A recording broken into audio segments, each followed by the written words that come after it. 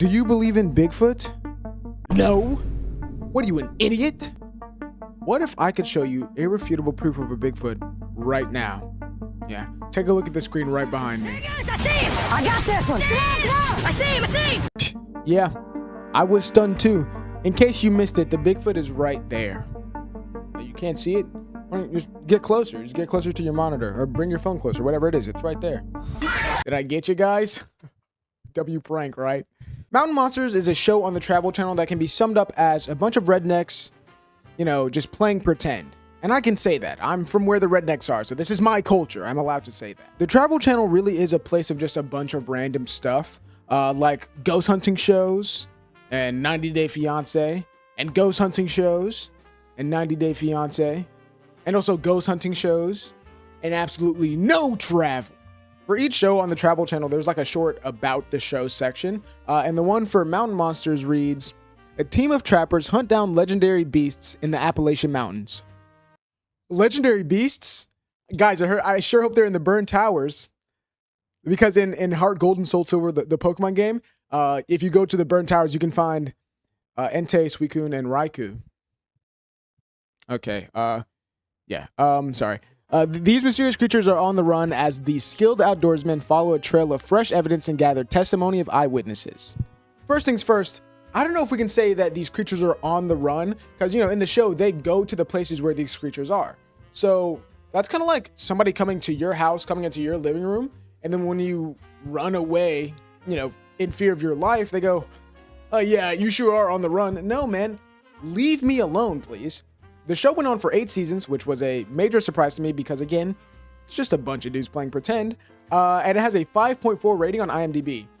That is insane to me. That is insanely high. And I know 5.4 isn't really high. That's average. Duh, obviously. Shut up. But when you see what the show is, they're like, in your head, that 5.4 is going to be a 10. Every self-respecting cryptid show has to do something with Bigfoot. Without a doubt. Bigfoot is like one of the biggest cryptids like in America, because as we know, Americans love feet. And this show has 2 entire seasons built around Bigfoot. Sure, man, there's some other stuff you can do, but, you know, to each their own, I guess. And today we're going to be talking about the fire ape. Now, I know I just called it an ape, and we're talking about Bigfoots, but that's what they called it. I'll let the professionals take over from here because I don't want to mess anything up. This is their area of expertise. Hello, my video got claimed really badly. So in an effort to make it not claimed so that you can actually watch it, I'm going to put my face in the corner somewhere for everywhere that the video is claimed. So super sorry if it ruins your viewing experience. Just don't be mean to me about it because I will cry. Okay, thank you. I love you. Bye. This Bigfoot is 8.5 foot tall, 700 pounds, has a reddish kind of fur, has a 10-foot wingspan. This fire ape was first spotted over 250 years ago by the Native Americans. The Native Americans believed that the gods had given fire to these giants and put them in charge of it to guard it from mankind. Well, so for them to believe that this Bigfoot exists, they have to believe in like genuinely believe in their heart of hearts Native American folklore, which I'll say it. I'll be the first one to say it.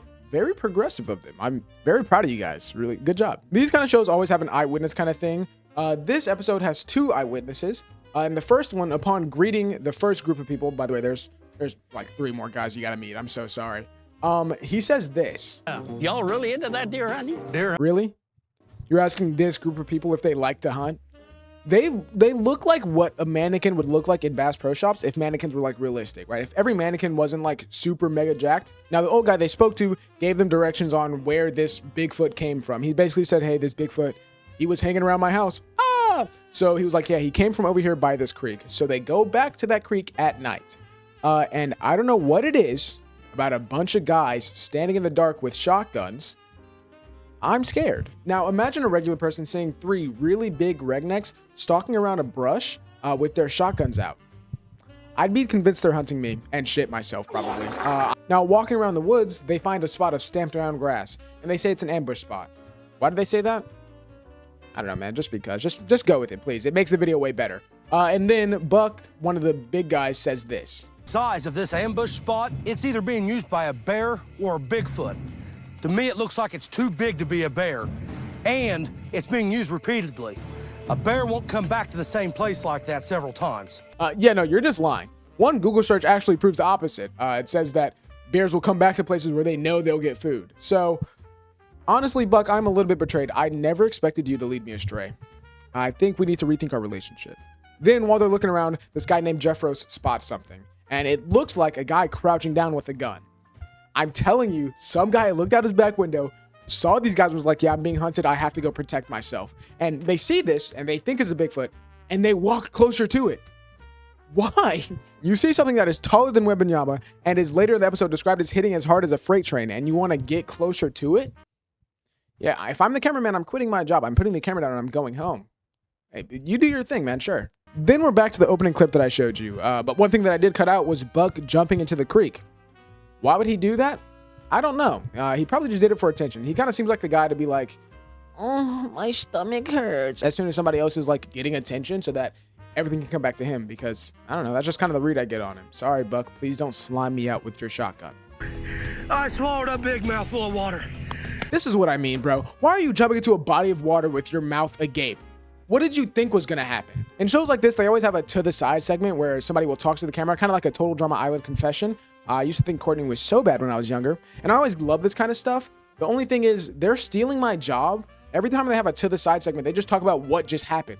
That's what I'm supposed to do. What am I supposed to make content about now? Fuck, my channel's over.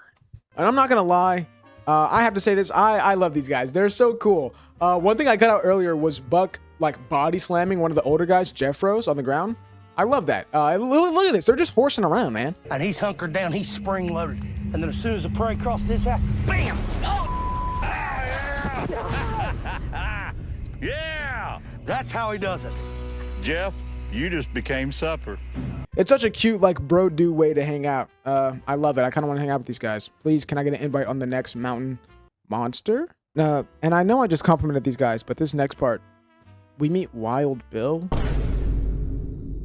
I don't like Wild Bill. He constantly looks like he's having a heart attack, and he's always yelling. He's never not yelling. Monster skills is top notch, up to par. And apparently his vision is going out. And so rather than going to like the eye doctor, which is very in character for all these people, he says that he has some glasses from his dead friend. Bill, how'd your friend die? How'd your friend die, Bill? How'd you get those glasses? Now I'm gonna call these guys the trap team. Why, you ask?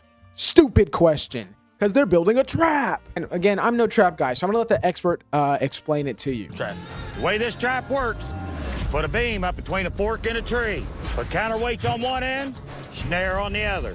You lower that snare down to the ground, this Bigfoot comes in, sets off the trigger. If the counterweights gets dropped, pulls the snare tight, and captures the Bigfoot. First things first, is it legal to build contraptions, like just anywhere? Somebody let me know. I've had some plans I'm sitting on.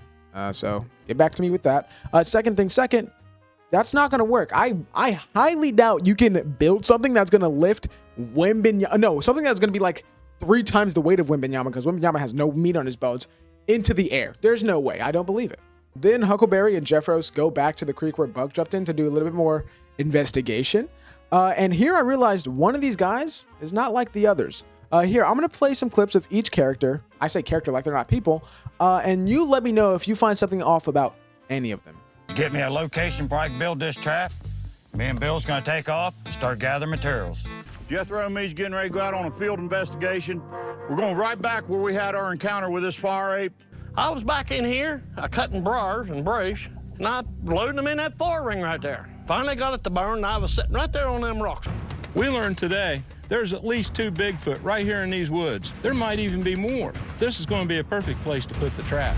Someone get Jethro out of here, bro. He sounds like a sweet, kind, like librarian kind of guy, dude. He sounds like he's so mild-mannered next to Bill. Put him next to Bill, and Bill's gonna eat him alive. Please get him out of there.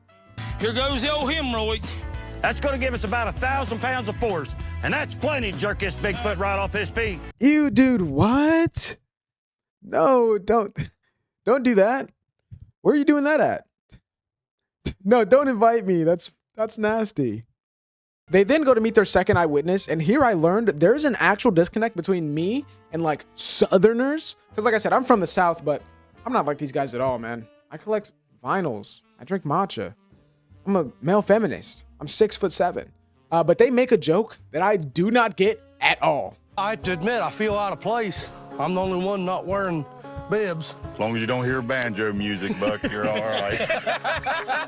And they cackle at it. And I have no idea what it means. Somebody please, if you get it, please let me know. Let me in on the joke. I want to feel included. It's also very funny. While that guy's like recounting a story of the Bigfoot, Jethro's is taking notes. What could you possibly be writing down? Okay. So you're telling me his feet were big? Wow. But this whole section culminates to a picture of the Bigfoot. It's a picture of the Bigfoot's foot, like print in the dirt. And so, yeah, let's just see this picture. Stop it! So the trap is set now, and they want to test it out, obviously. So they bring out this dummy that could be more than like 150 pounds, maybe. And look how they react, man. We should probably name him. Name him, Bill. Archie. That's an awesome name, Bill. Yeah, Bill. Yeah. Okay. Dude, this is what I mean. They're so supportive, man. I love it. I genuinely love it. So then they want to show the Bigfoot setting off the trap. And I was obviously right. They barely get that thing 3 feet off the ground, and they're celebrating. I don't know why. Why do you want to trap it? Shoot it with a gun. You have like 14 of them for a reason. Now they're on the final hunt, even though they barely hunted at all before. I don't know. It's kind of like the first hunt. But then we get terrible news. Pablo, their sound guy, is missing. Can't find Pablo. What? Can't find Pablo. And for some reason, rather than calling the authorities, this guy comes up and tells 2 rednecks first. Okay, and then they also stop to do confessionals as well, before finding Pablo. You cannot convince me by showing a video you took of Pablo today that you care about him. You're lying. If I was Pablo and I saw this, I'd quit my job, obviously. He was missing for all of like 5 minutes, and right before they find him, this happens.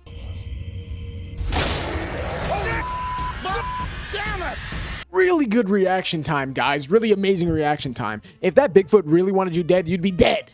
He would have pounced on you. The speed of lightning. Then they just find him. Even though this thing's supposed to be like 8 foot tall and hit like a freight train, like Buck said it, not me, guys. It didn't leave a scratch on Pablo like at all. He's fine. They even said it knocked him out.